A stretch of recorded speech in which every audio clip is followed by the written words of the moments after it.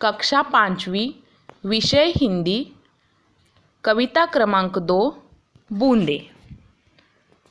ये कविता बारिश की जो बूंदें गिरती है उस पर आधारित है। कविता लिखी है रोहिताश्व अस्थाना इन्होंने। पहले मैं कविता का गायन करती हूँ। रिम झिम गाती बूंदे, धरती पर है आती बूंदे, गाती बूंदे आती बूंदे, खेतों बागों मैदानों में हरियाली फैलाती बूंदे, आती बूंदे गाती बूंदे, धरती से नालों नदियों में सागर में मिल जाती बूंदे, गाती बूंदे आती बूंदे, गर्मी से तपते लोगों को शीतलता पहुंचाती बूंदे, गाती बूंदे आती बूंदे, मेंढक मोर पपी है कोयल, सबका मन हर्षाती बूंदे, गाती बूंदे आती बूंदे, पुरवाई के रथ पर चढ़कर इठलाती मुस्काती बूंदे, आती बूंदे गाती बूंदे। अब हम कविता का परिचय देखेंगे।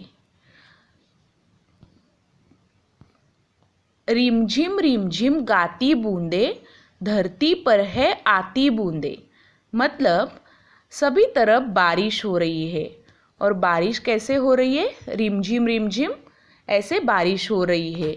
और बारिश की जो बूंदे है वो हमारी धरती पर आ रही है।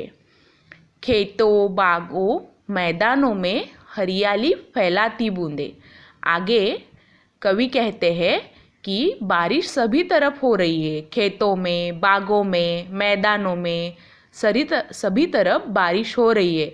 और बारिश की वजह से सभी तरफ हरियाली फैल गई है। सभी तरफ सभी जगह हरी भरी दिख रही है।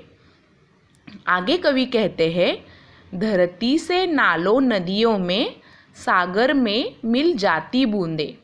सभी तरफ बारिश हो रही है और सारे नदी नाले जो भी है वो पानी से भर गए हैं।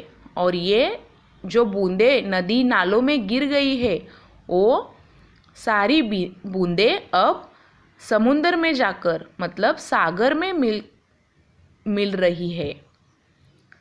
आगे कवि कहते हैं, गर्मी से तपते लोगों को शीतलता पहुंचाती बूंदे।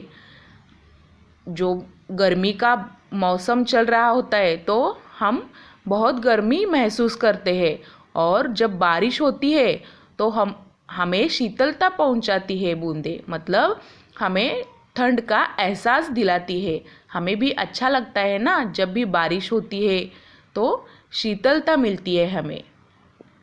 आगे कवि कहते हैं, मेंढक मोर पपी है कोयल, सबका मन हर्षाती बूंदे।